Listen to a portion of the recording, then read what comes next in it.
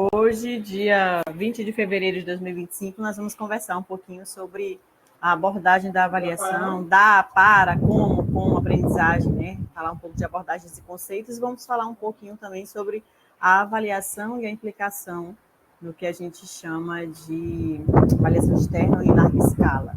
Então, nós vamos entender um pouquinho qual é a diferença, quando elas se encontram e quando elas se distanciam, para pensar desse contexto avaliativo. Então, afinal de contas, o que avaliar, como avaliar, por que avaliar e quando avaliar? Nós temos, para entender isso, que entender logo diferentes conceitos. Então, eu trago aqui o Almerida Afonso Janella para falar um pouco sobre o que seria essa diferença de avaliação. E aí a gente começa o seguinte: nós temos uma avaliação que a gente chama de avaliação guarda-chuva, chamada avaliação educacional.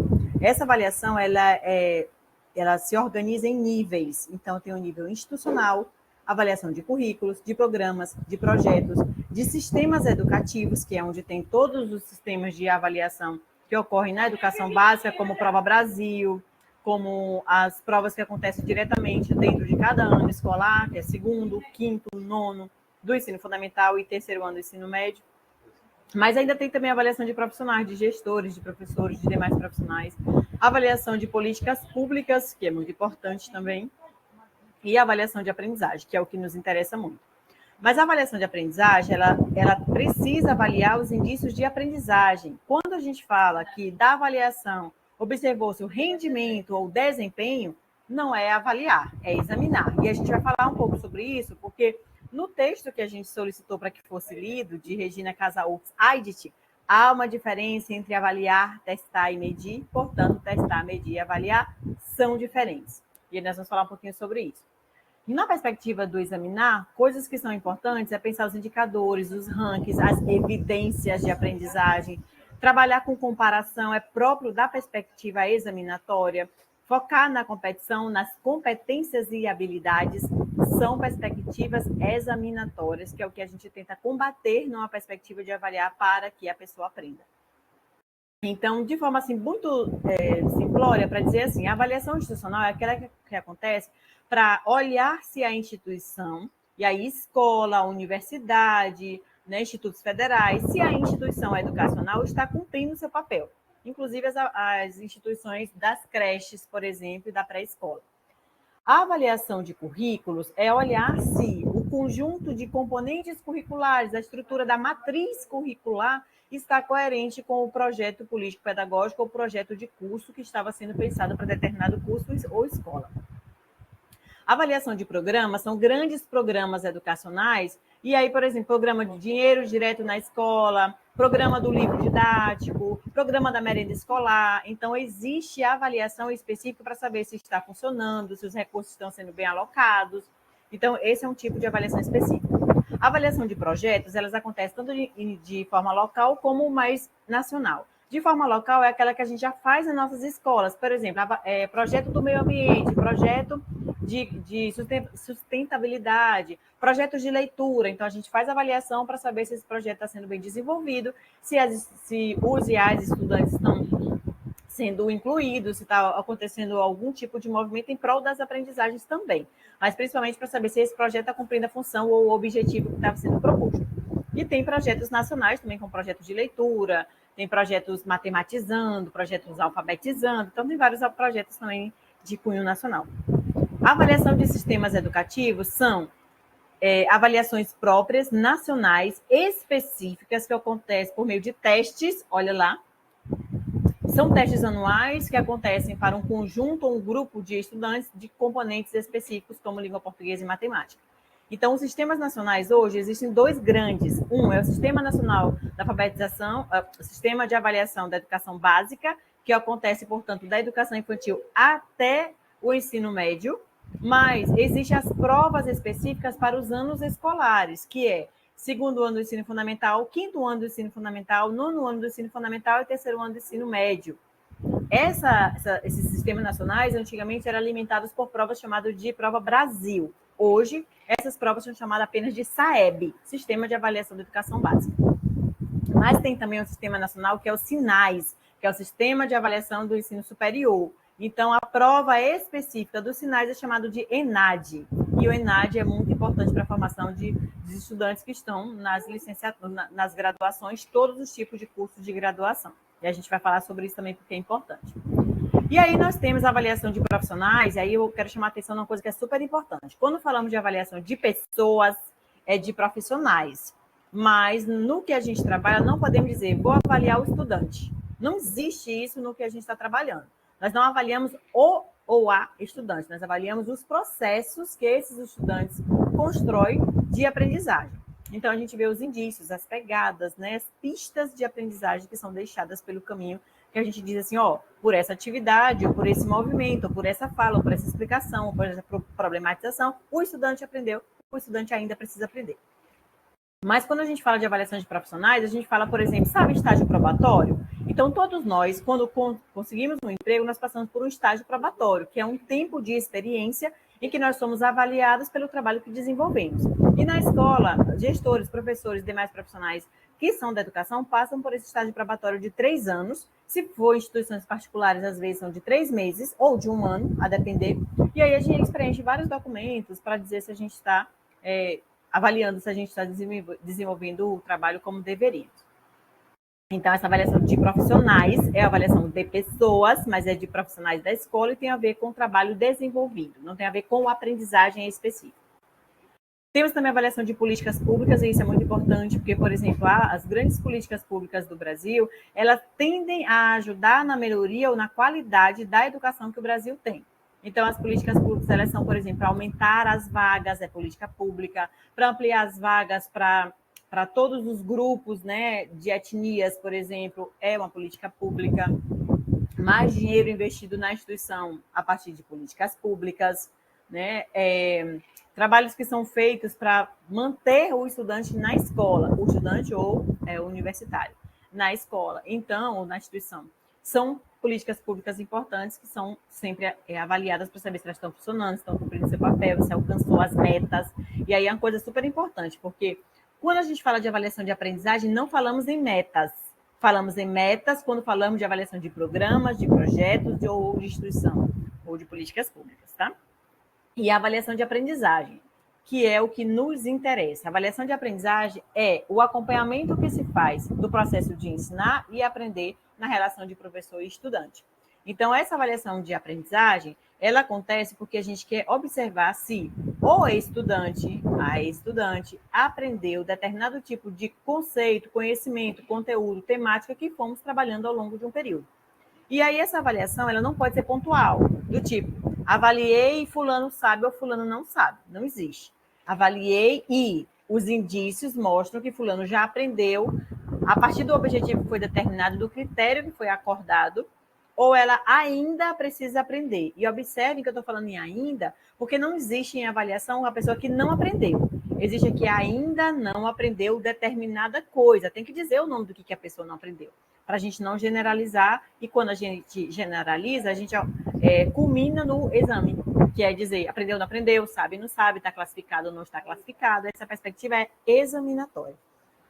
Então, dentro de avaliação de aprendizagem, tem 2 grandes concepções, avaliar e examinar. Dentro do examinar, tem 2 que são muito fortes, testar e medir. Quando você testa, você usa um instrumento específico. Quando você mede, você usa um instrumento de medida.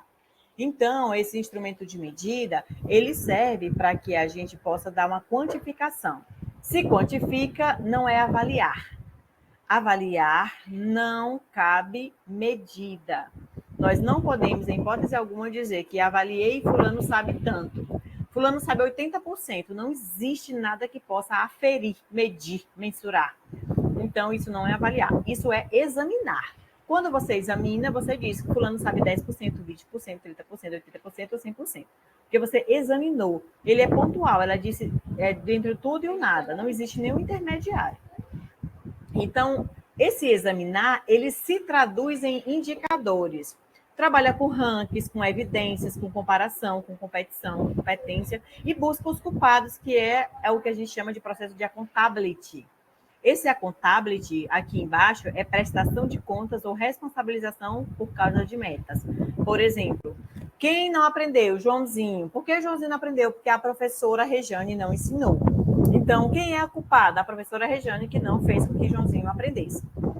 Esse processo de culpabilização, ele é específico da perspectiva examinatória. Então, na perspectiva do avaliar, nós vamos buscar modos de mediação para que o estudante, para que o Joãozinho e tantos outros Joãozinhos e Marias possam aprender. Então, a perspectiva do avaliar é diferente do examinar, certo? Nós estamos fazendo esse adentramento para entender que não podemos dizer que a avaliação educacional é a avaliação de aprendizagem. São distintas. A avaliação educacional é tudo isso que eu falei, institucional, de currículo, de programa, de projetos, tudo isso é educacional.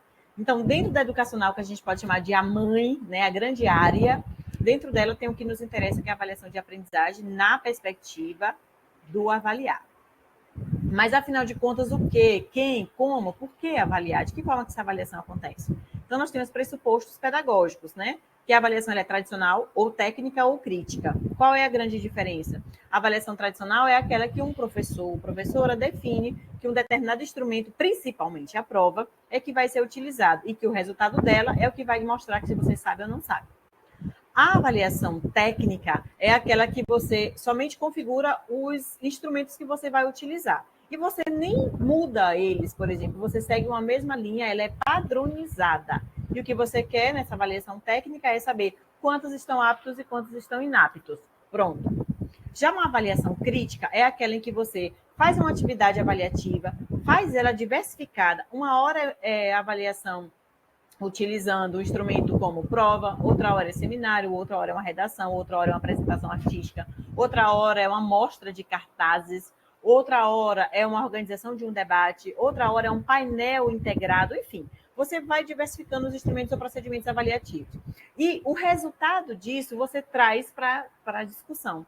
Então, assim, determinados estudantes aprenderam o que, como, de que forma. Outros determinados estudantes estão ainda em processo de desenvolvimento dessas aprendizagens. E outros estudantes ainda precisam aprender.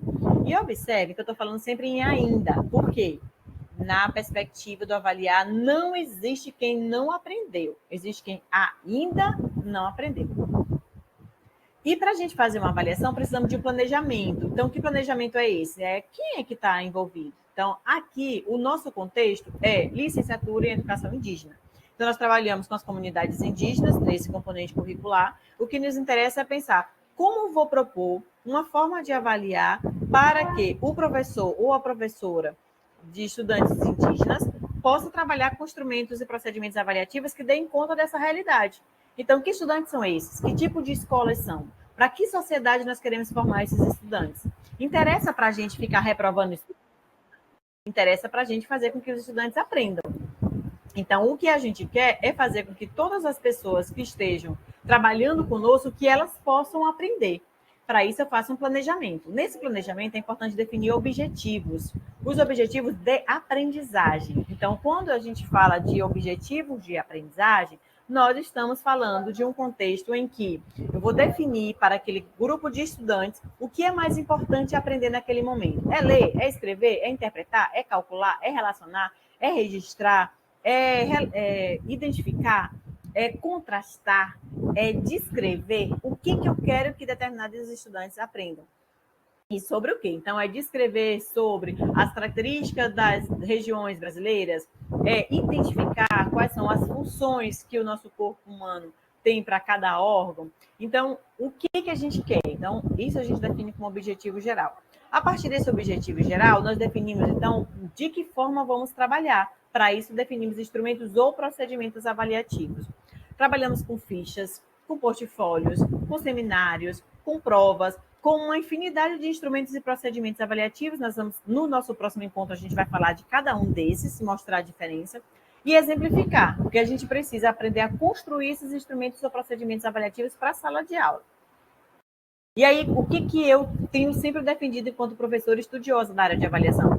Quanto mais eu diversifico os instrumentos e procedimentos, mais eu amplio a chance do sujeito de mostrar que sabe o que pode aprender. Então, ao invés de eu ficar o tempo todo fazendo sua prova, eu posso fazer uma prova, eu posso fazer ela em duplas, eu posso fazer ela com consulta, mas também eu posso fazer um seminário, eu posso fazer uma indicação de uma visita guiada, uma construção de uma entrevista, uma elaboração de um relatório, fazer um portfólio, fazer diário, reflexivo, e eu vou propor algumas coisas, desde que eu não perca o foco que é, com aquele instrumento a pessoa precisa aprender determinada coisa. É a interpretação de texto, é a leitura e escrita de textos dissertativos, é o cálculo de trabalhar com raiz quadrada ou expressões algébricas ou numéricas. O que eu defini como professora que é importante aprender, então, isso eu preciso trabalhar nos instrumentos ou procedimentos avaliativos. Mas eu não posso perder de vista que os objetivos, eles precisam estar casadinhos com os critérios de avaliação. O que é o critério? O critério é um parâmetro. Aí eu digo assim, ó, o parâmetro é que eu gostaria que o estudante fizesse a leitura de textos curtos em formatos de bilhetes. Para isso, o que eu vou trabalhar? Eu posso trabalhar a construção de cartazes com bilhetes, eu posso pedir para que os estudantes construam bilhetes para enviar para a turma do segundo ano, eu posso propor que a turma proponha a construção de bilhetes com informativos sobre o que está acontecendo na escola no dia, como se fossem noticiários. Então, eu vou propor algumas formas de atividades que os estudantes deem conta daqueles instrumentos e procedimentos avaliativos. Com isso, eu não posso avaliar diferente. A minha avaliação, portanto, o critério de avaliação precisará ser a produção do bilhete, se o seu objetivo era conhecer, construir, projetar, né, elaborar esses bilhetes. E aí, como é que eu faço, então, a leitura dessas informações ou resultados? Eu posso trabalhar com notas ou devolutivas específicas, que são os feedbacks. E aí, esse feedback, ele depende de cada contexto educacional. Então, por exemplo, o que é um contexto importante? Aliás, uma devolutiva importante é aquela que o estudante entenda o que ele precisa ainda melhorar, o que ele já sabe, o que ela já sabe, mas o que ele ou ela ainda precisa melhorar. Então, lembra que eu exemplifiquei sobre o bilhete? Então, como eu faço uma devolutiva sobre um bilhete? A criança escreveu um bilhete e você vai fazer a devolutiva dizendo: o bilhete precisa ter um destinatário específico. Então, para quem se destina? Você precisa retomar o bilhete e dizer: este bilhete é endereçado para fulano de tal ou para estudantes do segundo ano do ensino fundamental. Então, é preciso direcionar. Existe um destinatário. E aí vai trabalhar sobre o que é um destinatário. Então, a devolutiva é você escrevendo para essa criança, dizendo que ela precisa retomar o bilhete, porque precisa acrescentar mais uma informação que é muito importante. Essa devolutiva ela não precisa ser só individual e escrita, você pode fazer uma devolutiva também geral na turma, colocar no quadro, por exemplo, e dizer: olha, turma, vamos observar aqui as coisas que a gente mais percebeu na elaboração dos bilhetes, coisas que vocês deram conta, fizeram o texto, disseram qual era o contexto, trouxeram o conteúdo desse bilhete e tal. Entretanto, observei que em alguns casos falta dizer qual é o destinatário, que é um item importante, um elemento importante na construção de um bilhete. E aí retoma, devolve para refazer a atividade, porque o importante não é a nota, o importante é a aprendizagem. E a gente precisa aprender a fazer essas retomadas.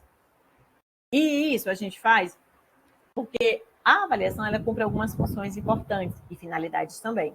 Então, é importante, quando a gente faz a avaliação, trabalhar ou pensar numa perspectiva que a gente chama de diagnóstica. O que é uma avaliação diagnóstica? É aquela que serve para buscar informações sobre os conhecimentos que os estudantes já têm. Então, é um levantamento, que a gente chama também de conhecimentos prévios. Então, essa avaliação diagnóstica ela deve ser feita sempre que eu for iniciar um conteúdo ou uma temática nova. Então, como eu faço isso? Eu posso fazer com uma dinâmica, eu posso pedir para que escrevam, eu posso pedir para que escrevam no quadro grandes registros, eu posso pedir para que seja uma grande nuvem de palavras, né? O que vem na cabeça quando fala sobre, sei lá, ser vivo e não vivo, sobre seres vertebrados e não vertebrados, sobre preservação de meio ambiente, sobre o cuidado com o outro, sobre questões éticas, enfim. Vou trabalhando no conteúdo, então faço alguns levantamentos. E o que eu estou chamando a atenção é de que esse diagnóstico ele pode ser escrito ou oral. Ele pode ser a partir de um registro mais formal ou ele pode ser a partir de uma dinâmica ou de um jogo. O importante é que eu, enquanto professora, possa, antes de começar um conteúdo específico, possa fazer levantamentos. Então, por exemplo, aqui nessa turma, a primeira coisa que eu solicitei, que eu vou chamar de avaliação diagnóstica com vocês, foi que vocês fizessem a elaboração de um cartaz para trazer as lembranças de avaliação. Quando vocês escreveram esse cartaz, eu vou fazer a leitura, fui fazendo essa leitura para pensar o que vocês foram trazendo de elementos sobre conhecimento de avaliação. Daí, eu vou ligar com a primeira discussão que a gente faz, que é a partir da leitura de Regina Casal-Zayt, da discussão sobre testar, medir e avaliar, para entender se no cartaz que vocês escreveram, o que mais prevaleceu, a partir das memórias que vocês foram trazendo, Se foi a perspectiva, as marcas, né? Se foi mais da perspectiva do testar, do medir ou do avaliar. Então, pela leitura, eu fui observando que vocês têm muitas marcas do testar e medir. Muitas. Foram trazendo muitas lembranças ruins, muitas coisas que foram marcando vocês negativamente. Essa perspectiva, ela é examinatória. Portanto, ela é do conceito do testar e do medir que a Regina Casalside traz. Uma perspectiva somativa da avaliação é quando eu vou registrando essas informações. Então, vocês fizeram essa atividade, eu fiz registros sobre o que as impressões que vocês trouxeram para trazer, para dialogar aqui com vocês, mas principalmente para relacionar com o texto de Regina Casalside. O que prevalece na escrita que vocês fizeram, no registro escrito? Então, o que prevalece, pela leitura que eu fiz, é o testar e medir ao invés do avaliar. E aí eu vou fazendo esses registros. No final do nosso componente curricular, eu vou precisar fazer esse registro de maneira mais formal num sistema acadêmico. E aí ele vai se dar em forma para vocês, em forma de registro escrito e para o sistema em forma de notas. Mas é isso, é uma forma de registro que a gente vai fazendo ao longo para considerar o que vocês foram aprendendo durante o período. Mas a gente também trabalha numa perspectiva formativa, porque ao longo do processo, dessa nossa discussão, do diálogo, das falas, das aulas, dos encontros, das atividades que nós vamos construir durante esse semestre, nós vamos fazendo propostas de como a gente aprende melhor e como a gente ensina melhor. Então, é um processo formativo. À medida que vocês falam, exemplificam, trazem as histórias que acontecem com vocês no percurso formativo da sala de aula, enquanto estudante ou enquanto professor ou professora, isso vai me ajudando também a pensar os caminhos de como pensar uma prática avaliativa no contexto da licenciatura indígena ou da educação indígena. Então, essa é a grande diferença entre diagnóstica, somativa e informativa. E aí, recapitulando, diagnóstica, levantamento prévio. Somativa, registros que a gente vai fazendo ao longo. Formativa, essas retomadas e retroalimentação em que tanto eu, professor, aprendo, como vocês também aprendem, para que a gente possa trabalhar isso melhor em sala de aula, quando nós estivermos atuando. A avaliação ela é feita de maneira formal ou informal. O que é formal ou informal? Aí eu trago o Luiz Carlos de Freitas para discutir conosco, para pensar assim, que a avaliação formal ela é feita a partir de instrumentos e procedimentos formais. E ela se dá a partir de uma prova, de um seminário, de um portfólio. Então, vários instrumentos que a gente pode utilizar em sala de aula que já são validados. E o que a gente chama de avaliação na modalidade informal é aquela que os professores e professoras ficam chamando de qualitativo. O estudante tal, quanto à aprendizagem dele, ele é comportado, ele é participativo, ele é organizado. Então, esse conjunto de informações são critérios que os professores e professoras utilizam como qualitativo. Então, é uma coisa super importante. Não existe diferença de quantitativo e qualitativo no processo avaliativo, tá? Tudo é qualitativo. Fazer uma prova, fazer uma redação, fazer um seminário, produzir um portfólio, elaborar um diário, fazer uma amostra cultural, uma amostra de cartaz, uma entrevista, enfim. Tudo e qualquer coisa que eu fizer para produzir informações é também, ou deve ser também, qualitativo. E esses aspectos que os professores e professoras ficaram dizendo de nós, vou avaliar o seu qualitativo. No seu qualitativo você tirou 2. Então, não existe essa forma de avaliar, tá? Isso a gente chama de modalidade informal de avaliação e se dá a partir de informações que a gente tem, que o Luiz Carlos de Freitas diz que são juízos de valor que a gente faz. E a gente vai falar sobre isso, porque a gente é contra a denominação de juízo de valor, porque a gente não faz julgamento, a gente faz análise. Se fala em julgar, não é avaliar. Epa! Mas a Regina Casalside disse que avaliar é julgar. Pois é. Mas lembra que eu falei que a gente ia utilizar uma autora que trabalha com o conceito de avaliar equivocado para que a gente possa, então, transgredir e ampliar? Então, Regina Casalside fala que avaliar é a forma de julgamento. E aí eu estou dizendo que, a partir de todas as leituras que a gente faz, desde os anos 2000, avaliar não é julgar, tá? Então, nesse plano informal, a gente pensa sempre nas coisas que a gente chama de mais subjetivos da avaliação. Então, participação é um excelente critério de avaliação, mas tem que saber ou tem que definir o que está chamando de participativo. Porque, por exemplo, a Tan está aqui comigo e não falou nada, não conversou nada até agora. Então, eu posso dizer que Natan não é participativo? Não. Porque se eu disser isso, eu estou dizendo que é participativo quem fala. E a fala, ela não deve ser relacionada diretamente a esse processo de participação. A participação, ela se dá também com os gestos que a gente faz. Então, o que é uma participação gestual? Eu posso somente, assim, Se eu ficar muito, levanta a cabeça, baixa a cabeça, anota alguma coisa, coloco a mão aqui no queixo, coço a cabeça, fico atônita. Esse meu jeito de reagir também é uma forma de ser participativo, mostrando sim, eu estou demonstrando ou aprendendo cada vez mais, ou se estou demonstrando que estou ainda confuso, com dúvidas, sabe? Que tentando aprender ou buscando informações a mais para que eu possa, então, aprender ou construir uma ideia ou um conceito sobre aquele tema que está sendo trabalhado. Então, participação é um excelente critério. Por outro lado, critérios que não devem ser utilizados e que não são bons, comportamento, por exemplo. O comportamento não é um bom critério de avaliação, não deve ser utilizado, porque o comportamento ele não está ligado diretamente à aprendizagem. Lembra que é a avaliação para a aprendizagem, que a gente discute? Então, tem estudantes, tem crianças, por exemplo, e estudantes, enfim, que eles não são, o que você disse, não é comportado, quer dizer, não é quietinho, não faz as coisas, fica correndo, fica pulando e tal, mas que é muito inteligente, ou que faz as coisas, ou que aprende muito rápido. E tem outros que faz tudo isso e que não.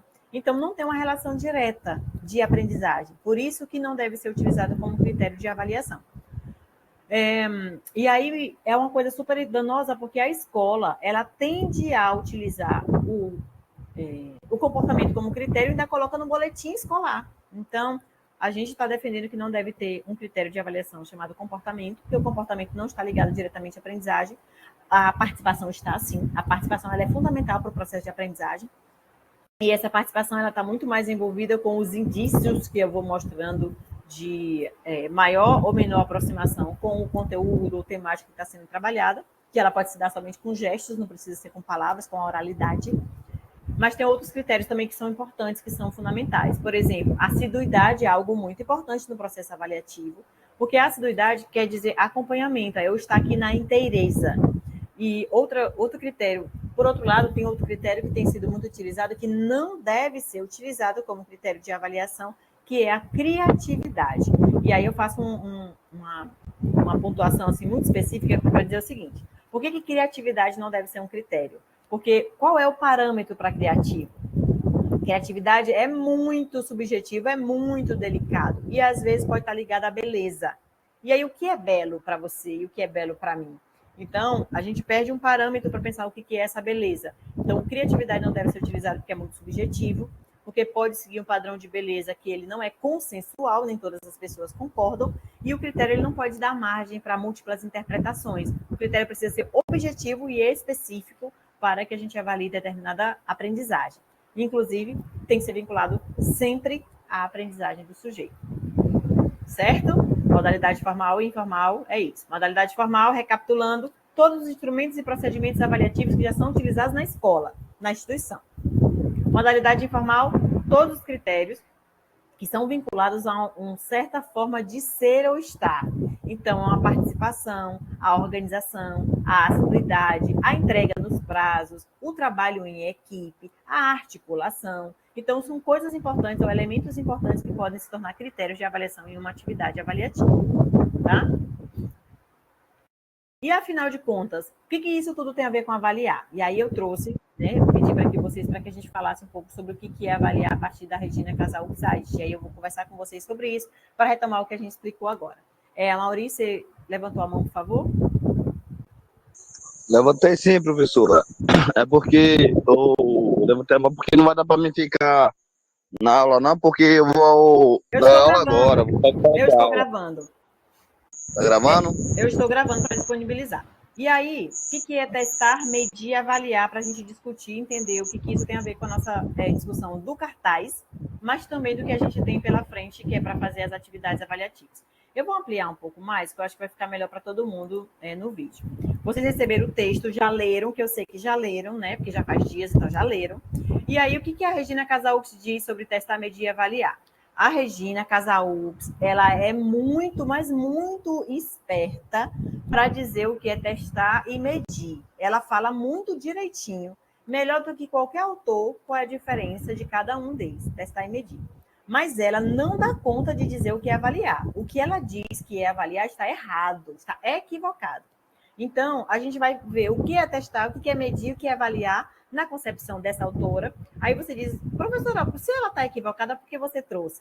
Para a gente fazer o contraste. Olhar por que o que ela disse tem muita relação com o que está escrito nos documentos legais. Eu vou mostrar isso também.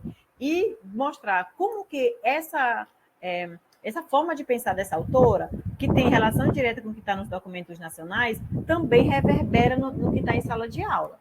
Então, na sala de aula hoje, o que mais prevalece, 90% dos casos, é testar e medir. Mas 90% dos casos envolve o que essa professora aqui, a Regina Casaux, diz que é avaliar, que ela fala que avaliar é julgar. Então, o que acontece na sala de aula é julgamento. Só que quando acontece o julgamento, não é avaliar, é examinar. E aí a gente vai falar sobre isso agora. Então, o que é testar para a professora Regina Casaux? É fazer um teste ou uma experiência, é verificar o desempenho de alguém ou de alguma coisa. Isso é testar. Então, eu vou testar se você sabe língua portuguesa, eu vou testar se você sabe matemática, eu vou testar se você sabe fazer um cálculo, eu vou testar se você sabe fazer interpretação. Então, eu faço um teste específico para você me comprovar que sabe ou que não sabe. Pronto, isso é testar. Fazer um teste para você comprovar algo. E aí, o resultado desse teste é um desempenho. Eu digo, seu desempenho de 0 a 100, ele pode ter sido 0, 1, 2, 3, até chegar a 100. Ou ele pode ser percentuais específicos. Ele pode ter sido 25, 50, 75 ou 100%. Então, isso é testar. O testar trabalha com desempenho e rendimento. E rendimento e desempenho não são sinônimos de aprendizagem, são coisas distintas. Quando você avalia, o que está em jogo é a aprendizagem.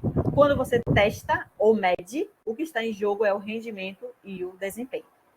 Então, desse jeito, os testes são empregados hoje na educação, fazendo os testes em larga escala. Então, as provas que são feitas, o Enem é uma forma de teste, que é um exame nacional, o ENAD, o ENSEJA, o PISA, as provas que são feitas na educação básica do SAEB, que antes eram denominadas de Prova Brasil, tudo são feitas a partir de testes, testagens e, à medida do possível, testagens em massa. Antigamente, quando começaram esses testes, eram tudo amostral. Então, pegava uma quantidade de pessoas, um percentual, e fazia esses testes para saber qual era o nível, né, de desempenho dessas pessoas. Hoje, não, ela é censitária. Quando é censitária, quer dizer que todo mundo daquele ano escolar específico precisa fazer essas provas, porque eles precisam testar se vocês sabem ou não sabem determinada coisa. E, por outro lado, medir é determinar uma quantidade. E aí, olha só coisas instintivas, é que muitas vezes a medida ela vem do teste, mas nem sempre.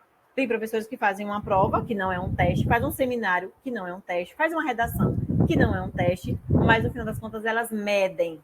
Então, essa mensuração é uma perspectiva também que é utilizada em sala de aula, que é determinar uma quantidade, uma extensão, um grau de alguma coisa. Então, tem sempre um base de sistemas. Então, é por isso que, na perspectiva do contexto da avaliação de aprendizagem, as formas de medidas usualmente utilizadas são as pontuações ou notas. Mas também tem um conjunto de conceitos relacionados, só que por trás dos conceitos tem notas também. O sistema só registra notas. Então, o que eu estou querendo dizer? Que tudo que tem a ver com medidas não é perspectiva do avaliar, é uma perspectiva examinatória. Então, nós temos duas perspectivas examinatórias aí, testar e medir. Todos são examinatórios. Regiane, o que é examinar? Examinar é fazer uma atividade qualquer, a TAM vai fazer uma redação. A produção textual era para falar sobre o respeito à dignidade humana. Então, como a gente faz esse respeito à dignidade humana, o Natan vai construir uma redação. Eu posso simplesmente olhar, dizer, Natan foi escrever, mas não trouxe fundamentação teórica, Natan não respeitou a BNT, Natan cometeu muitos erros ortográficos do ponto de vista da língua portuguesa, então, portanto, Natan não conseguiu ser aprovado ou não conseguiu uma boa nota nessa atividade e devolvo para ele dizendo, Natan, de 0 a 10 você foi 1, 2, e devolvo. O que é isso? Eu fiz um tipo de atividade examinatória que no final dela, que ao olhar para ela, eu só detectei os erros, as coisas que Natan não deu conta, e no final das contas eu trabalhei com uma nota e disse, pronto, foi isso, você está demonstrando que não sabe. Isso é perspectiva examinatória. Faz uma atividade, diz quais são os erros que tem, diz qual é a nota e segue dizendo, Natan, se esforce mais para que você corra atrás do prejuízo. Essa é a perspectiva examinatória.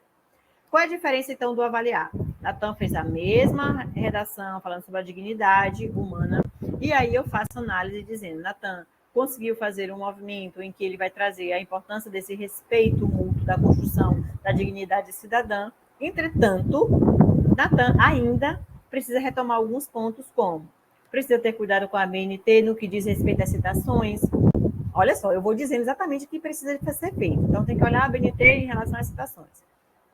Sobre a linguagem, sobre a ortografia, Natan precisa ainda retomar as questões que falam muito mais sobre dígrafos, porque na escrita corrente, o que mais teve de problemas foi quando aparecem os dígrafos. E Natan precisa, então, retomar com algumas orientações. Natan, leia o texto de fulano de tal, um autor tal, para você fundamentar o seu texto e trazer mais análises que focam os critérios, como as características, a organização, a relação social, para poder constituir a dignidade humana, ou a Constituição Federal, que vai fundamentar isso, ou legitimar isso para uma perspectiva de um direito fundamental. Então, o que eu estou fazendo na perspectiva do avaliar? Eu estou trabalhando orientações para que Natan possa melhorar a sua produção. Entendeu a diferença? No examinar, eu digo, ó, tá aqui, você só errou e você não sabe. No avaliar, eu digo, tá aqui, você fez um movimento de aprendizagem, mas ainda precisa retomar tais coisas que pode ser feito dessa forma. E aí devolvo para que Natan refaça a produção textual. Então, no avaliar, eu acompanho, devolvo, devolutiva, e possibilito que Natan possa refazer a sua produção. Para melhorar a nota? Não, para que mostre que aprendeu. Se mostrar que aprendeu, aí vai dar conta do critério e aí, portanto, vou registrar com a nota de acordo com essas aprendizagens. Então, essa é a grande diferença de testar, medir e avaliar. Então, vocês vejam que quando a Regina Casaúbsage vai trabalhar com esses quesitos, ela não consegue dar conta. Por quê? Ela diz o que é testar, ela fala direitinho, ela diz o que é medir, que é instrumento de medida, mas na hora de avaliar, ela diz assim, avaliar é julgar. Gente, avaliar não é julgar, em hipótese alguma, tá? Ah, professora, mas a Regina Casaúbsage diz, mas a Regina, ela escreveu esse livro na década de 90, em que começaram a existir no Brasil todos os exames e testes nacionais ocorreram na década de 90. E ela escreveu nessa época. O que prevalecia é o julgamento, não tinha uma outra perspectiva. Hoje, depois de estudar e analisar, inclusive obras que são fundamentais, como, por exemplo, A Produção do Fracasso Escolar, de Maria Helena Souza Pato, essa ideia do julgamento, ela cai por terra. Então, avaliar não é julgar. Por quê? Porque o julgamento, ele é de penalizar, sabe? Ele é de determinar, decidir. O julgamento, ele decide. Então, a decisão, ela é examinatória. A decisão é se sabe ou se não sabe, se conseguiu ou se não conseguiu. E a decisão, ela é somente esses dois movimentos, sabe? Sabe ou não sabe, aprendeu, não aprendeu, conseguiu, não conseguiu, classificou, não classificou. Pronto. Isso é a perspectiva examinatória de julgamento. Na perspectiva do avaliar aprendeu, está em fase ou em desenvolvimento, ou ainda precisa aprender tais coisas e é preciso direcionar o que precisa aprender. Então, essa é a perspectiva do avaliar. Avaliar é acompanhar. Então, daria para a gente, se eu dissesse assim, gente, como é que você mudaria esse texto de Regina Casaúbsage sobre o avaliar? Você diz assim, avaliar é acompanhar, aí risca o nome julgal, acompanhar, ou fazer uma apreciação de alguma coisa, tendo como base um conjunto de critérios, não é uma escala de valores. E aí fala dessa escala de valores porque ela está ligada ao julgamento, então não é. Então, substitui o nome julgar e substitui a palavra, a terminologia escala de valores, tá? Então, avaliar é acompanhar ou fazer uma apreciação, tendo como base um conjunto de critérios. Isso é avaliar. Tá? A avaliação, ela consiste na coleta de dados qualitativos e na interpretação de resultados em critérios previamente definidos. Aqui foi o único lugar que ela falou alguma coisa sobre o que é avaliar. Então, o restante não é. Então, se perguntar para você o que é avaliar, você vai dizer avaliar é acompanhar o desenvolvimento das aprendizagens dos sujeitos. E aí lembra que nós também, enquanto professores e professoras, também aprendemos. Então, avaliar é também olhar a nossa prática, se a gente consegue avaliar bem, desenvolver bem o processo de ensinar. Então, sendo assim, o que eu entendo por avaliação? É uma ação intencional, porque a gente projeta, tem um planejamento, tem um objetivo de aprendizagem, é tudo desenvolvido dessa forma, que é previsto no planejamento para acompanhar, olha o nome acompanhar aí, o processo de ensino e aprendizagem, essa palavra bem juntinha, quer dizer que é para a gente não separar. Por quê? Não posso dizer que primeiro eu ensino e depois eu avalio. Se eu disser isso, a minha perspectiva é examinatória. Então, eu preciso entender que à medida que eu ensino, eu já avalio. Por quê? Eu vou ensinando, E a sua cabeça balançando, a sua cabeça coçando, a sua mão aqui no queixo, o seu olho que está duro, sabe? O seu piscar de olhos, esses sinais, eles vão me dando indício de que você está aprendendo ou que você ainda está com dúvida. E isso é o que a gente chama de acompanhar. Então, eu vou fazendo acompanhamento. À medida que eu ensino, eu vou observando se vocês vão aprendendo. Portanto, eu já vou avaliando. E, só que a gente, pela organização da escola, né, pelo movimento que a escola faz, a gente é obrigado a fazer atividades avaliativas formais para que a gente possa fazer registros. Mas tudo é avaliação. Tem um momento que a gente faz uma atividade formal, que faz parte do processo de avaliação, mas tudo é avaliação. A gente faz isso com uma postura, né, de participação coletiva e postura crítica emancipatória na perspectiva da praxis. O que quer dizer tudo isso? É que eu preciso dizer assim, olha, eu entendo que avaliar é acompanhar. E eu preciso praticar uma avaliação com base nisso. Como é que eu faço uma avaliação pelo acompanhamento? É fazer uma prova e dar o resultado? Não, isso não é acompanhar. É fazer uma prova, fazer uma análise, devolver com observações, feedback e oportunizar que seja retomada ou refeita. Aí sim eu avaliei, porque eu fiz todo o processo, né, de organização, de análise, de interpretação, de mediação, de devolutiva e de oportunidade para refazer. Aí eu digo que eu fiz uma avaliação que ela é na perspectiva da praxis. Por quê? Eu não separei teoria e prática. Eu juntei. Eu estou dizendo que o que eu acredito é que avaliar é acompanhar e o que eu estou fazendo é acompanhar. Então, se eu digo isso e eu faço isso, eu faço o movimento da praxis. Quer dizer, aquilo que eu falo é realmente a minha prática, para a gente não dizer faço o que eu digo e não faço o que eu faço. Então, faço o que eu digo e faço o que eu faço. A perspectiva do avaliar, é acompanhamento. Para a gente não dizer fulano sabe, fulano não sabe. Fulano respondeu, já sabe. Fulano não respondeu, não sabe. Então, a gente não pode fazer isso. Alguém quer fazer alguma colocação até aqui? Alguma pergunta? Eu estou gravando para disponibilizar para todo mundo, mas quem que estiver aqui quiser se manifestar, pode falar. Boa noite, professora. Boa noite a todos. Estava chegando do colégio, cheguei na estante. Também estou um pouco medoentado com a virose. Mas, assim, o processo de avaliação, sabe que os colégios cobram disso, da gente, de uma nota, do processo. Mas, assim, o ano passado eu fiz uma avaliação com meus alunos. Eu trabalho com idioma no colégio, idioma do Pinambá. Então, fiz como se fosse uma pesquisa que disse que eles trouxessem um nome, uma palavra. E assim, deixei em aberto de poder pesquisar a palavra, nome de animais, nome de pessoas, e alguns trouxeram o próprio nome, porque tem muito menino na comunidade que já tem um nome no idioma. E assim, eles pegaram, e desse que eles trouxeram, eu avaliei e dei uma nota para eles. Porque eu não queria mudar o processo de avaliação que tem que fazer da escola, que é obrigado de ter umas 10 questões ou 15, valendo tantos pontos. E depois dar uma nota, julgar as 3 unidades, que nós estamos agora por unidade, e depois dar uma nota para os meninos. Então eu falei, não, vou fazer diferente com minha turma. Fazer uma pesquisa, dei uma folha para eles trazerem, e pedi, traga umas palavras. Então não tem quantidade, falei, traga algumas. E teve alguns meninos que trouxeram uma palavra, e eu falei, não, esse daqui vai valer a nota, e foi uma atividade. Até a gestão ainda justificou, porque alguns pais reclamaram que não teve essa avaliação, e às vezes os pais cobram. Se o menino não tem atividade no caderno, se o menino não tem avaliação na semana de avaliação, os pais acabam cobrando que daquilo de ter um papel com nota, provando. Aí eu falei, vou fazer isso diferente. E fiz e deu muito certo. Então, os meninos que eu vi que eles participaram. Quando você vier para cá, que a gente for fazer as atividades de oficina, eu quero que você retome isso comigo e quero, inclusive, que você me mande, porque nós vamos fazer uma retomada disso para você fazer essa atividade melhorada. O que é uma atividade melhorada? Porque, assim, a gente tem, enquanto professor, a gente tem a vontade, inclusive, de fazer uma atividade diferente, só que a gente precisa definir o que a gente trabalha chamando de planejamento da avaliação. Então, definir, por exemplo, os critérios de avaliação. Então, tem que ter uma orientação e tem que ter o critério de avaliação e a proposta de devolutiva, para que, com base nisso, a gente vincule, então, uma nota. Porque, assim, eu disse desde o primeiro encontro, eu, Regiane, sou contra notas. Só que a universidade, a escola, trabalha com notas. O que eu faço, então? Eu vinculo ao critério, e aí sim, o critério é que vai ditar essa nota, e não a nota que vai ditar o processo, entendem?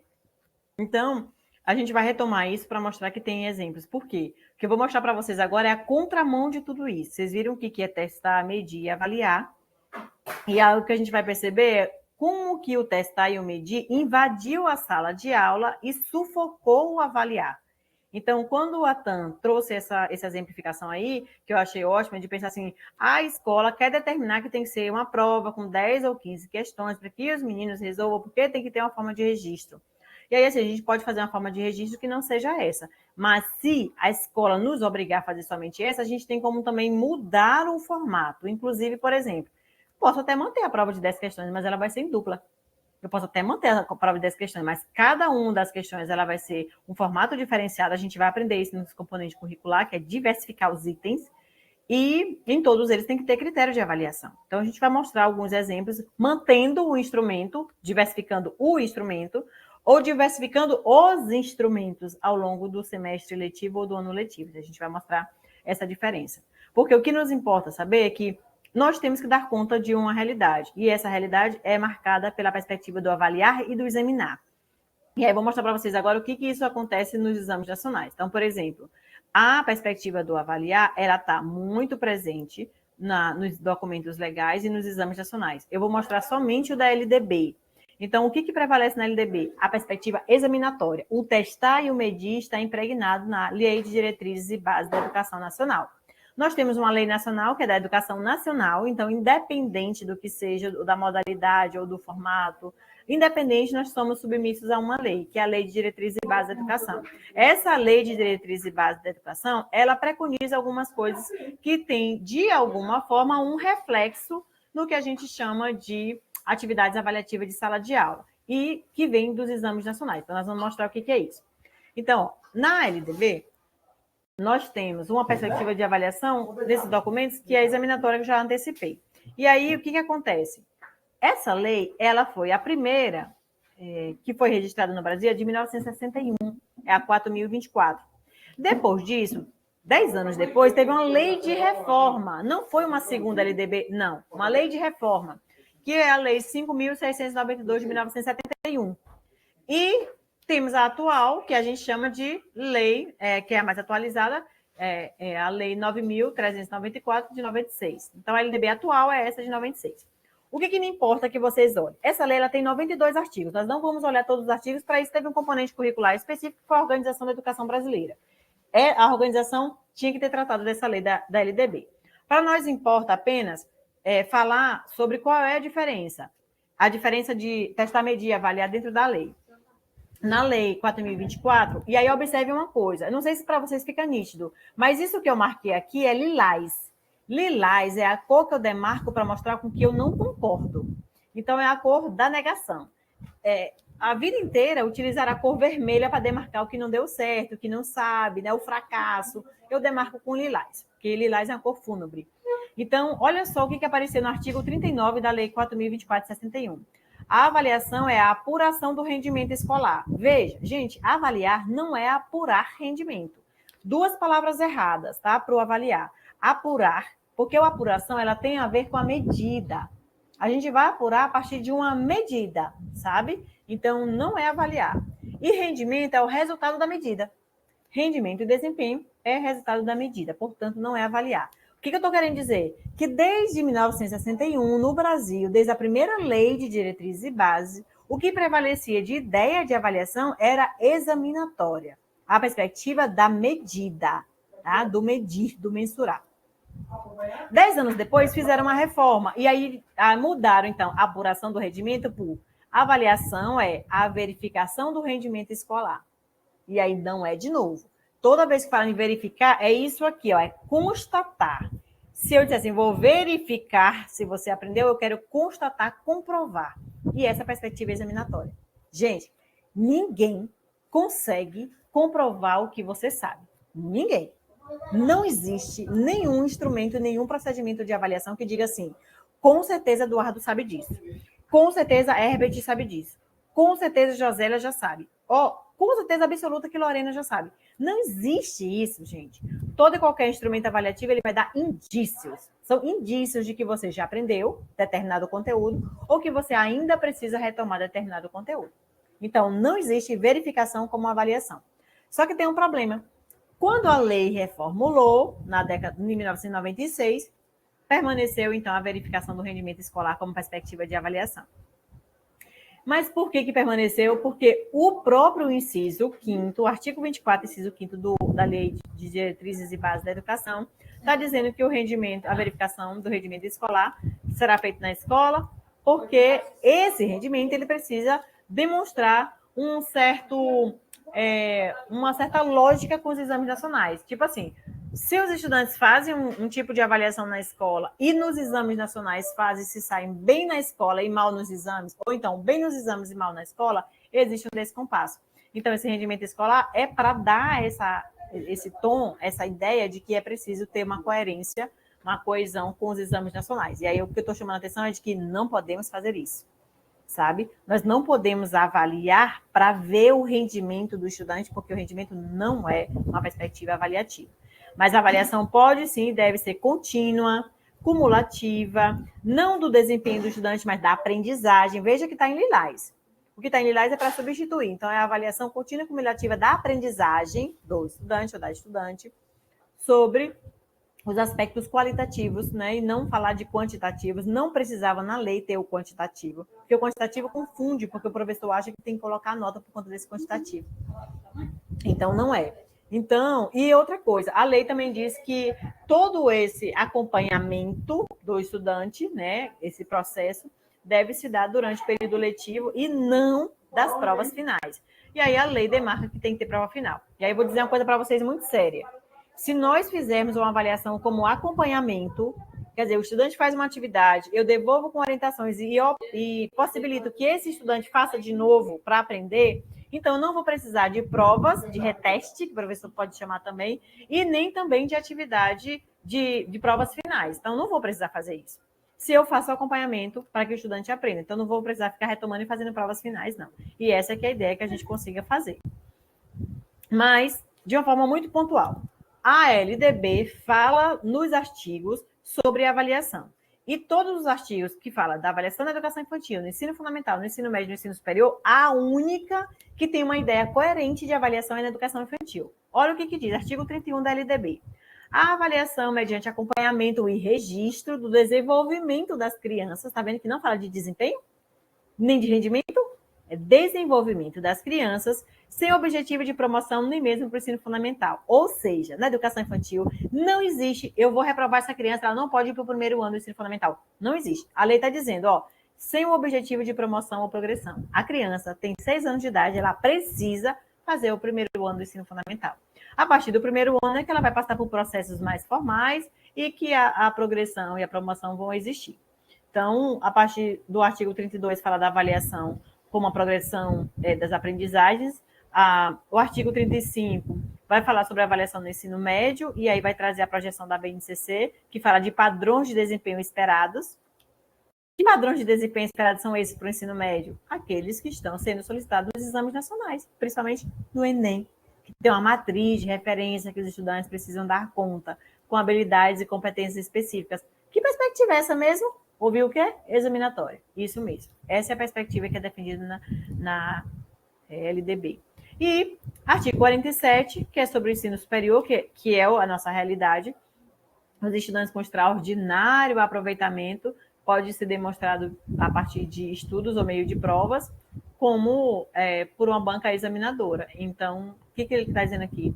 Qualquer um de vocês que disser assim, olha, eu quero pedir uma prova de conhecimento prévio para uma banca, numa matéria, nesse formato do Parfol não pode, mas no formato de um curso regular poderia. Mas para isso não poderia estar matriculado no componente curricular. Vou dar um exemplo. Eu estou matriculado no curso regular e eu quero pedir uma prova de conhecimento prévio para a minha faculdade, para o meu curso, sobre metodologia do ensino de história.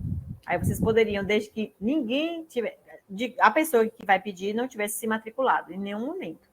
Então, vai ter história, metodologia de história no próximo semestre. Aí eu peço uma banca de conhecimento prévio e vou tentar demonstrar que sei sobre história para que eu não precise cursar o componente curricular. Mais ou menos assim a ideia que esse artigo traz.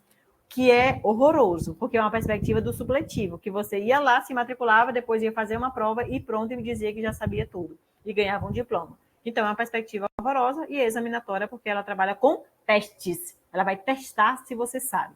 Então, o padrão de desempenho é esse. Bom, por que eu falei de tudo isso? Para mostrar esses exemplos. Que aqui eu vou exemplificar um de cada para a gente finalizar e entender qual é a diferença de avaliar, testar e medir, testar, medir e avaliar.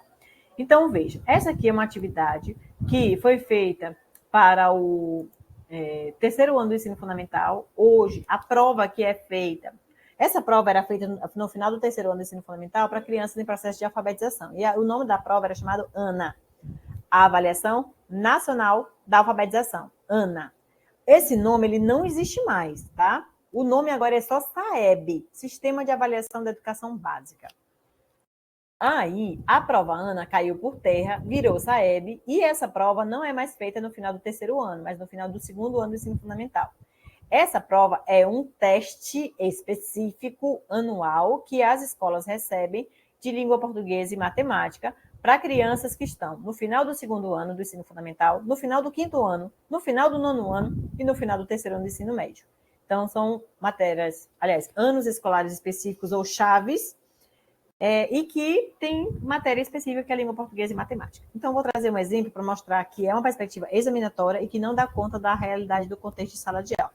Imagine que vocês são professores e professoras e vão levar essa atividade para que as crianças treinem para a prova, para esse teste nacional, né? Para essa prova nacional, que chama de exame nacional.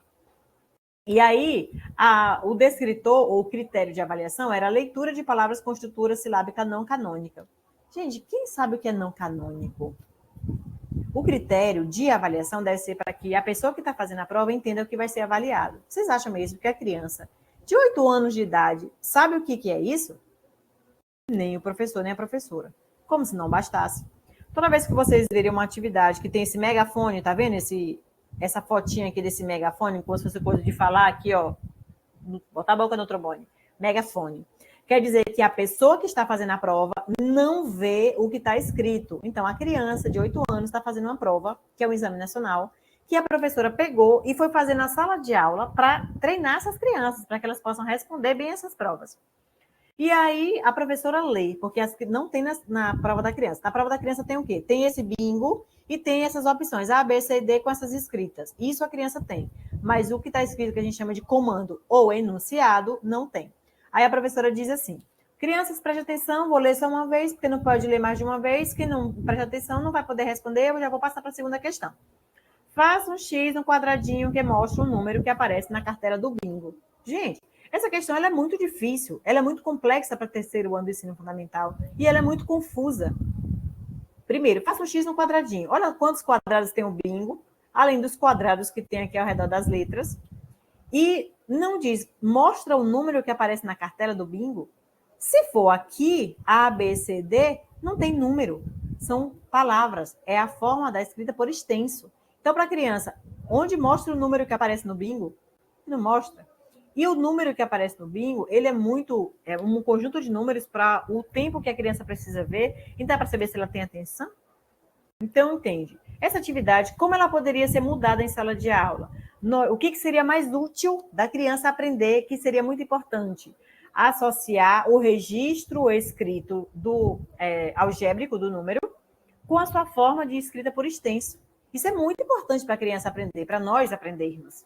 Então, fazer uma atividade de registro número do algarismo relacionado à sua forma de escrita por extenso estaria muito mais coerente, muito mais adequado para a criança do que ela ter que olhar cada um desses números e ver qual deles aqui que tem a escrita dele por extenso. Então, essa atividade é muito ruim, é uma perspectiva examinatória, é para testar se a criança sabe, mas muito mais se ela tem atenção. Então, não é a perspectiva do avaliar para aprender.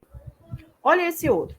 Qual é a altura aproximada de uma girafa adulta? Essa aqui é uma atividade é uma prova do 5º ano do ensino fundamental que a professora levou para a sala de aula para as crianças também trabalhar com a memorização, mas principalmente para ficar fazendo treinos para dar conta de fazer a prova nacional, que é a prova do SAEB, que era chamada de Prova Brasil.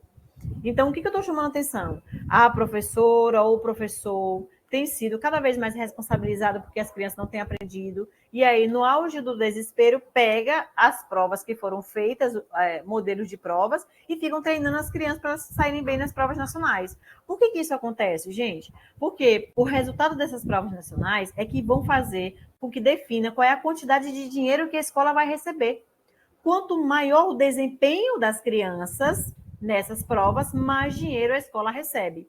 Então, é um processo de premiação e punição que é próprio do exame. Porque não entra na minha cabeça. Se uma escola ainda não está demonstrando que está bem, que os estudantes ainda precisam aprender mais, ela precisa de mais investimento para que tenha mais aprendizagem. O que acontece? Faz diminuir o investimento. Então, o que estava ruim pode ficar pior, porque ela é penalizada.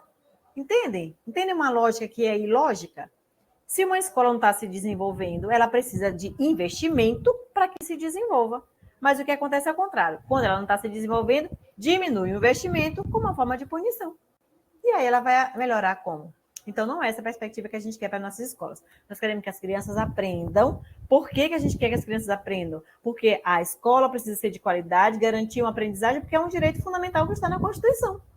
E o nosso papel, enquanto professor, professora, é contribuir para essa formação, fazer mediações e acreditar que toda pessoa aprende. Então, se eu colocar isso na minha mente, que toda pessoa aprende, eu vou buscar meios, modos de me mobilizar, de mediar para que essa criança, jovem, adulto, idoso, aprenda, a depender da modalidade. E olha essa questão aqui do 5º ano. Qual é a altura aproximada de uma girafa adulta? Eu fico pensando. Gente, a girafa é do contexto da criança. A girafa, a criança consegue imaginar o que é uma girafa adulta ou a altura dela? Aí coloca a girafa perto de uma árvore. Isso me ajuda em quê? Sabe?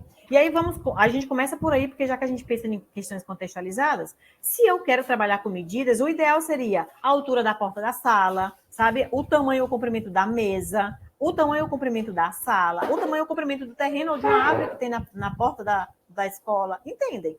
Coisas mais reais da vida real que pudessem dar uma dimensão de um conhecimento mais real, mas que a criança possa se apropriar. E aí aqui a criança olha e diz assim, o que estava querendo avaliar era critério de estimativa de medidas de grandeza. Então, isso é uma coisa super importante para que a criança aprenda. Mas olha como está. A girafa, né? Qual é a girafa, a medida aproximada, a altura aproximada da girafa adulta? É 5M, que é 5 metros, é 5cm, é 500M ou 5km. Primeira coisa que uma criança desavisada faz é assim, nossa, tem 3 5 aqui, A, B e D. E só um que é 500. Então, eu acho que é 500 porque a girafa é muito grande. Notem que a criança pode pensar, para marcar, uma opção pensando no tamanho. O que é maior? É o número 500, é maior. Só que quando ela faz isso, ela não demonstrou que aprendeu sobre a grandeza, sabe? Então, qual é a grandeza? É metro, é centímetro, é quilômetro. Essa é a grandeza. Então, ela não tem esse domínio. Então, eu preciso mobilizar para que ela tenha esse domínio. Como é que eu começo? Crianças, vamos lá. Com que eu meço o que na sala de aula, o que do material escolar eu posso medir usando os centímetros? E aí vai mostrar algumas coisas. A borracha, a caneta, a régua, o caderno, o livro, mostrando os centímetros, né? Que outras coisas eu posso medir com centímetros? Eu poderia medir a porta com centímetros? Elas podem dizer assim, até pode, só que vai dar muito trabalho, porque daqui que a gente termine de medir, então é melhor um instrumento de medida maior. Ela já vai tendo uma ideia, noção, que ela vai precisar quantificar com instrumentos maiores, projetar com maiores. Então, ela tendo essa noção, ela vai poder fazer uma inferência, que é esse caso, do que seria uma resposta mais adequada para essa pergunta, e não uma atividade como essa. Olha essa prova do Enem. Não vou ler tudo, não, mas é para dizer o seguinte, que a prova do Enem, e aí uma coisa super importante antes de falar sobre a prova do Enem, o Enem não faz parte do Sistema Nacional de Avaliação, não faz parte do SAEB. O Enem é uma prova à parte, é um exame nacional. Olha o nome, exame. Falei em avaliar? Não, falei em exame. Um exame nacional do ensino médio que quer olhar se o estudante sabe algumas competências básicas lá, e nesse caso aqui é de interpretação. Aí, o Enem tem sido cada vez mais uma prova muito bem elaborada, muito bem estruturada, entretanto, não dá tempo da gente aprender, porque ela é muito grande e ela mata a gente pelo cansaço, né? Então, ela não foi projetada para a gente aprender com ela, mas para a gente sobreviver a ela, tá? Mas aqui, por exemplo, é uma perspectiva de atividade de prova do Enem, que é um teste para saber se você está atento. E eu sempre digo que atividade de interpretação é sempre uma pegadinha, porque a interpretação para quem? Porque, por exemplo, nesse contexto aqui, todas as opções estariam corretas, mas o Enem tem uma opção que ela chama de opção do gabarito, que é a mais correta de todas e as demais não podem ser aceitas. Então, questões como essa, elas são danosas e elas podem ser perigosas na sala de aula. Essa aqui, que é o exame também é uma prova à parte, é um exame, Exame Nacional de Certificação de Educação de Jovens e Adultos. É Exame Nacional de Competências de Certificação para a Educação de Jovens e Adultos. Isso aqui quer dizer o quê? Você faz a inscrição para fazer essa prova. Se você for aprovado, você recebe o título de que você concluiu o ensino fundamental ou concluiu o ensino médio. É simples assim. Então, a prova certifica que você concluiu os estudos, né, da educação básica, por exemplo. Então, é uma perspectiva examinatória, é uma perspectiva que ela vai trabalhar com aprovado e reprovado e não com a perspectiva da aprendizagem em si. Muito embora algumas dessas questões dos exames nacionais, elas trazem um contexto assim, bem legais que daria para a gente aprender. Mas por que a gente não aprende? Por quê? Porque não dá tempo. A gente precisa dar conta de responder o mais rápido possível, dentro de um tempo possível, para conseguir uma pontuação. E essa pontuação é que vai definir, então, o nosso futuro. Então, essa perspectiva ela é examinatória, porque diz que a pontuação é o que a gente sabe. E não existe nada que possa comprovar que pontuação comprova a nossa sabedoria, o nosso conhecimento sobre determinado tema. Por fim, tem uma outra prova, que era de caráter internacional, que é a prova chamada de PISA. As escolas não são obrigadas a fazer, assim como o ENSEJA e o ENEM também não são obrigadas a fazer, mas as provas do SAEB são. Então, a prova do bingo e aquela prova da girafa são provas obrigatórias para a educação básica. O Enem não é obrigatório, faz quem quer, faz inclusive quem não tiver mais matriculado no ensino médio, mas ela é por adesão, entretanto, quem não faz tem menos opção de entrar na universidade, né? Principalmente a universidade pública, mas as outras são obrigatórias. A prova do PISA, ela tem sido estudada como um modelo possível a ser utilizado no Brasil para as provas todas. Essa daqui, por exemplo, é a prova de ciências, ela é uma prova internacional, 65 países do mundo aderiram a essa prova, inclusive o Brasil, e ela tem um caráter muito mais interpretativo. Então, ela tem um caráter legal. Qual é o grande problema? É que na mídia, toda vez que passa no jornal, toda vez que divulga o resultado diz: o Brasil ficou numa das últimas posições em relação aos outros países. E eu acho injusto fazer essa comparação, porque, por exemplo, em todas as últimas edições, as melhores colocações, um exemplo, foi a Finlândia. A Finlândia, que por conta do resultado do PISA, que é essa prova internacional que é feita de língua portuguesa, matemática e ciências, mostra que os estudantes da Finlândia são muito melhores do que os estudantes brasileiros.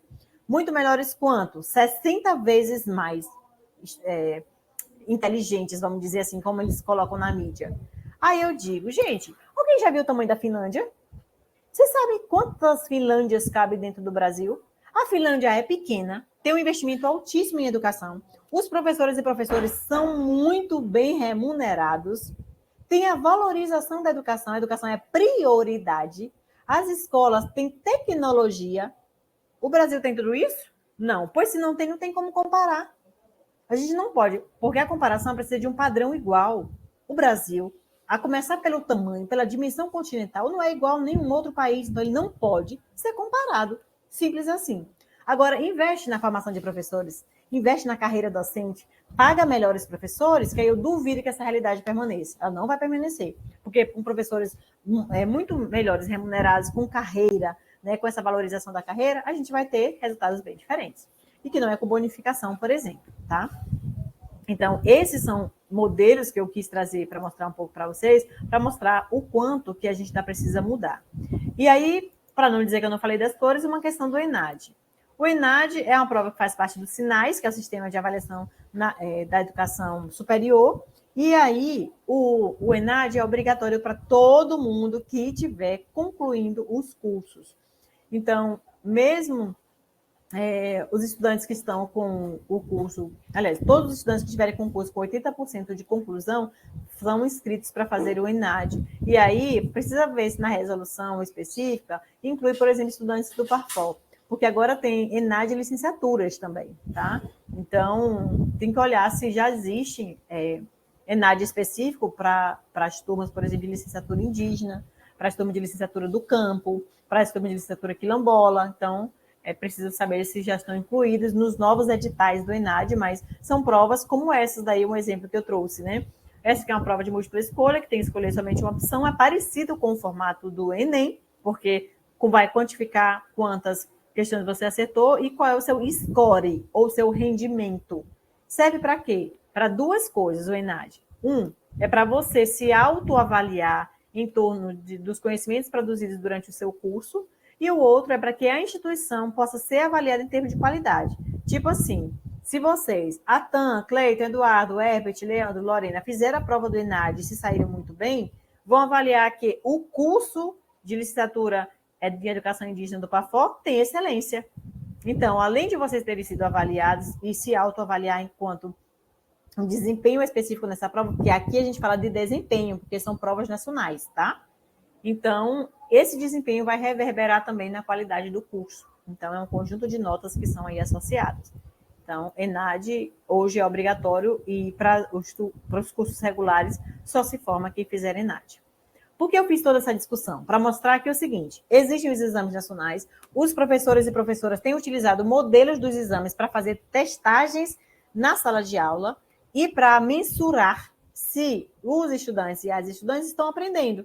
Mas o que acontece? Quando fazem isso com o formato dessas provas nacionais, eles estão examinando e não avaliando. Porque no examinar vai dizer quantidade X de estudante deu conta, quantidade X não deu conta. Pronto. Você examinou. Você averigou a partir de uma testagem, de uma mensuração. Mas se você disser, olha, fiz uma atividade, mas agora eu vou fazer uma outra substitutiva, ou então eu vou devolver para que os estudantes melhorem essa atividade, aí eu fiz e foi avaliar. Entenderam a diferença? Entenderam que é uma coisa, que é uma delicada mudança que você faz? Você faz uma atividade, analisa, devolve com orientações e oportuniza que seja refeito. Então, você saiu do examinar para o avaliar. Então, você saiu da testagem e da medida para o ato de avaliar. Vocês querem falar? Pode falar.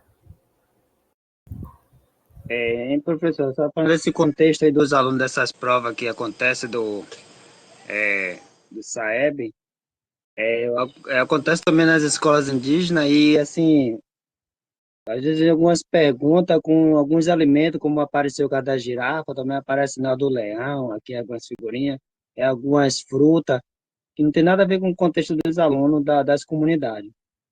E assim, até pra gente, a gente faz, todo ano acontece de 4 anos o concurso do REDA.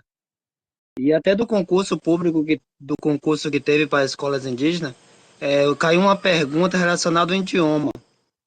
E assim, um idioma que eu trabalho com o idioma tupi, teve outros parentes que trabalham com pataxó, o idioma pataxó, e caiu uma pergunta com um idioma que ninguém conseguia entender. Então, tinha algumas palavras lá no idioma, e a gente não sabia o significado, e tinha que saber mais ou menos chutar para ver qual que era certo. Então, o contexto nosso, então, veio muito diferente do idioma, que a gente não sabia, não conhecia, e a questão veio nesse contexto. A gente contestou, mas mesmo assim ele não revogou, não valeu ponto. E assim, então, eles vêm jogando de cima para baixo para as escolas indígenas, escolas do Estado, nesse contexto. E assim, e aconteceu nesse processo da nota, que a gente sabe que lá na educação infantil os meninos vão passando. E aconteceu agora com o nosso governador, o tio Jerônimo, que ele passou os meninos do sexto ano em diante, os meninos que tiveram nota ruim perderam de ano, assim, não perderam, foram retidos, e os meninos foram passados automaticamente. Então, aí, qual é o papel do professor em sala de aula? Avaliar, teve todo o contexto, teve conselho de classe, teve todo aquele processo, e no final, os meninos passaram de ano, e assim foram passando, e a gente não sabe entender o porquê, e não teve essa explicação. Os meninos só foram passando. Esse ano é o sexto, o ano que vem já é o sétimo, foram passando. E esse ano aconteceu de novo, os meninos aqui na escola de Tupinambá passaram de ano, nesse contexto, os meninos que foram garantidos. E assim, o que eles estão constando, que eu fiquei sabendo para a turma do EJA, eu acho, assim, os meninos só falam do EJA, que tem que ter a nota.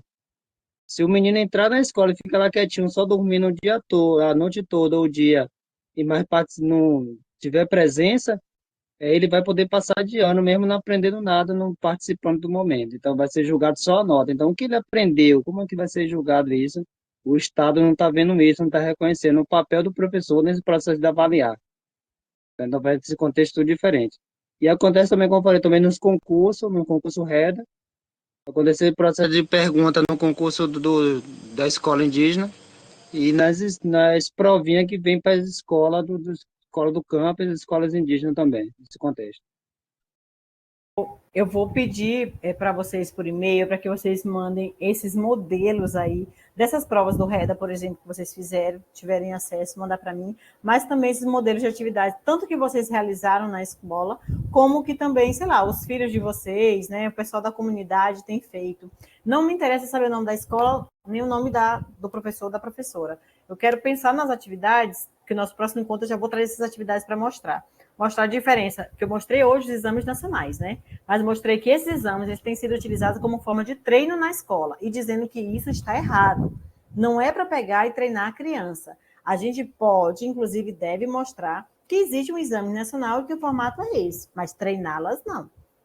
Porque o treino, ele vai mascarar. O treino, ele não ajuda a aprender. Gente, o treino não ajuda a aprendizagem. O que ajuda a aprendizagem é fazer uma atividade, eu posso até repeti-la, refletindo sobre ela. Só repetir uma atividade não me ajuda a aprender, me ajuda a decorar, memorizar, para aquele momento eu dar conta. Mas para eu aprender, não. E o movimento que a gente está fazendo é para aprender. Então, por isso que eu vou mostrar para vocês a diferença, uma atividade examinatória e uma atividade avaliativa, como a gente faz. Leandro.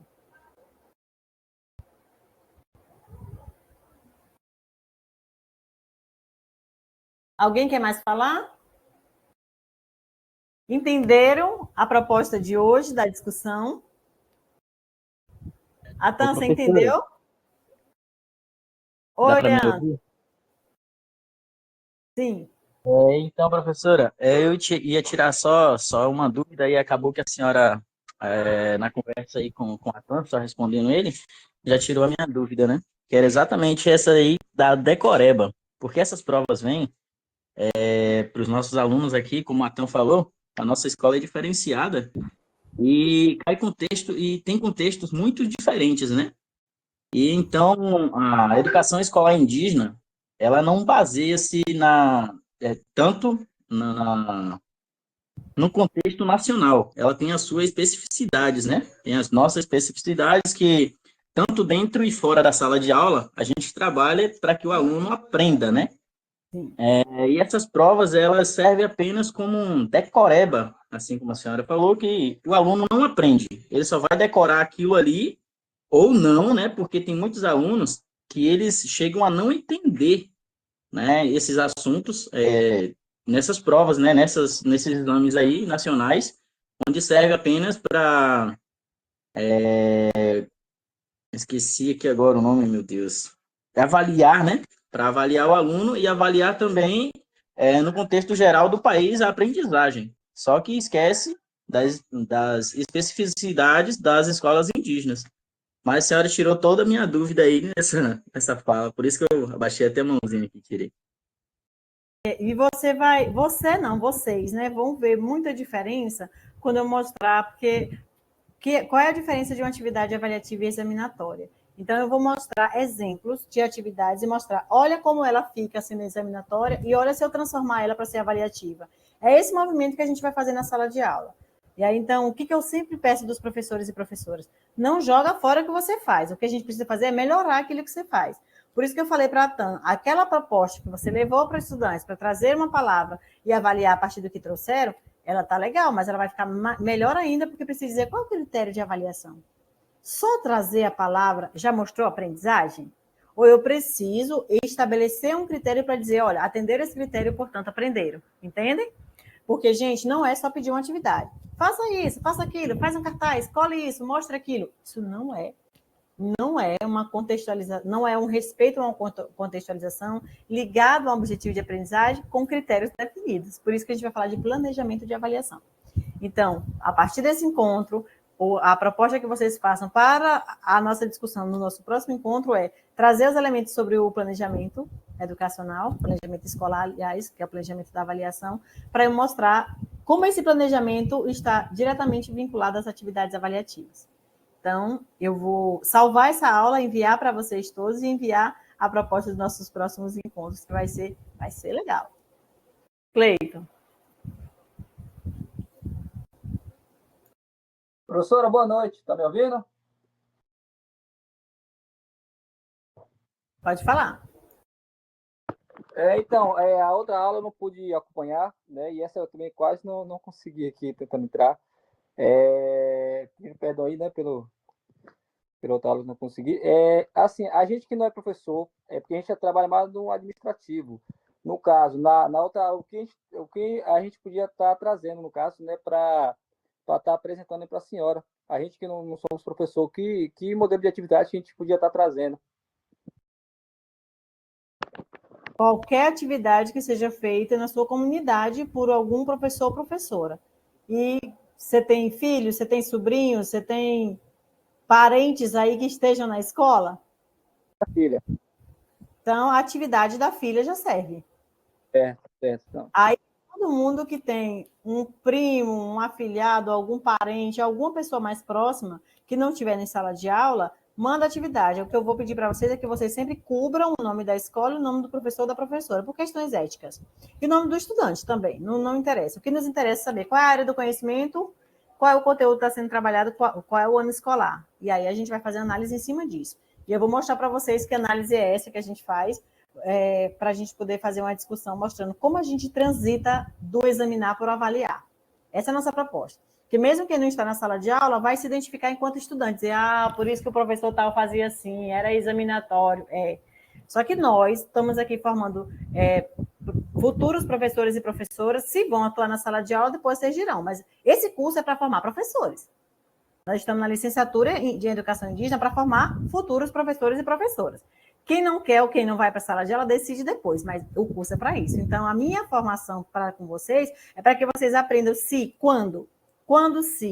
estiverem em sala de aula, saberem produzir uma atividade que seja para avaliar e não para examinar.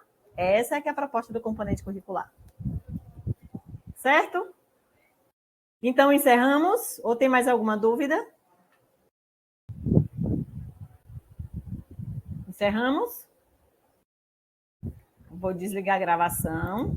Ô, professora, a avaliação a gente tem que mandar